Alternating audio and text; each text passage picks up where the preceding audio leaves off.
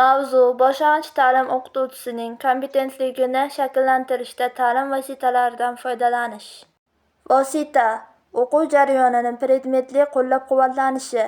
Vositalarga o'qituvchining jonli nutqi, keng ma'noda uning mahorati, darsliklar, sinf jihozlari va boshqalar.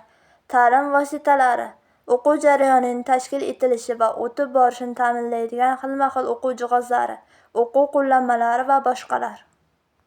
Ta'lim vositalari 3 xil bo'ladi: didaktik vositalar, texnik vositalar, pedagogik dasturiy vositalar. Didaktik vositalar: inson qo'li orqali yaratilgan vositalar didaktik vositalar hisoblanadi.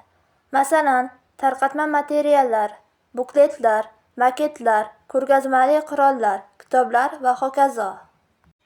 Texnik vositalar: inson qo'li orqali yaratiladi, lekin texnika orqali namoyish etuvchi vositalarga aytiladi.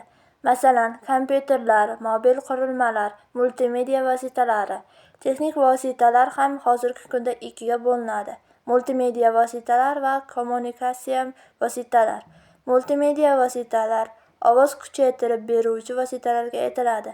Masalan, kolonkalar, mikrofon, naushnik, elektron doska, videokartalar, optik disklar, kameralar, diktofonlar, fotoapparatlar kiradi.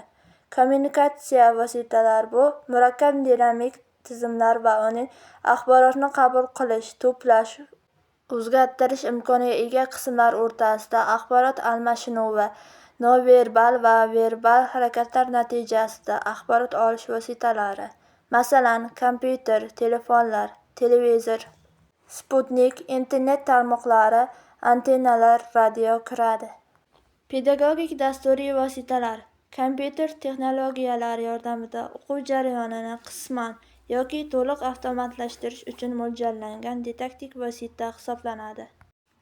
O'qitish vositalari: o'quv muassasasining material-texnik ta'minlanishining tarkibiy qismi bo'lib, talabalarda zaruriy bilim, ko'nikma va malakalarini shakllantirish, ularning ta'limiy bilish, o'rganish, ilg'ash faoliyatini boshqarish, barkamol rivojlantirish, tarbiyalash uchun o'quv-tarbiyaviy jarayonida foydalaniladigan materiallar tizimidir.